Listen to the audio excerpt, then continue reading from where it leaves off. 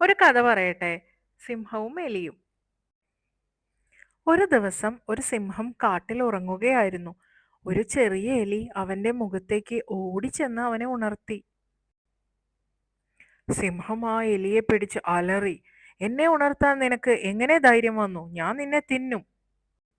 എലി വിറച്ചുകൊണ്ട് പറഞ്ഞു, ദയവായി എന്നോട് ക്ഷമിക്കൂ. ഞാൻ ചെറുതായിരിക്കാം, പക്ഷേ ഒരു ദിവസം ഞാൻ നിന്നെ സഹായിച്ചേക്കാം. സിംഹം ചിരിച്ചു, പക്ഷെ അവനെ വിട്ടയച്ചു. കുറച്ച് ദിവസങ്ങൾക്ക് ശേഷം സിംഹം ഒരു വേട്ടക്കാരന്റെ വലയിൽ കുടുങ്ങി. അവൻ സഹായത്തിനായി അലറി. എലി അത് കേട്ട് ഓടി വന്നു. തന്റെ ചെറിയ പല്ലുകൾ ഉപയോഗിച്ച് കയറുകൾ കടിച്ചു കീറി സിംഹത്തെ മോചിപ്പിച്ചു. ഇവിടെ നമ്മൾ എന്ത് സ്റ്റോറിയാ പഠിക്കുന്നേ? അതായത് ഈ ലോകത്തിലെ വലിയവനെന്നോ ചെറിയവനെന്നോ ഇല്ല. എല്ലാവർക്കും അവരവരുടേതായിട്ടുള്ള കഴിവുകളുണ്ട്.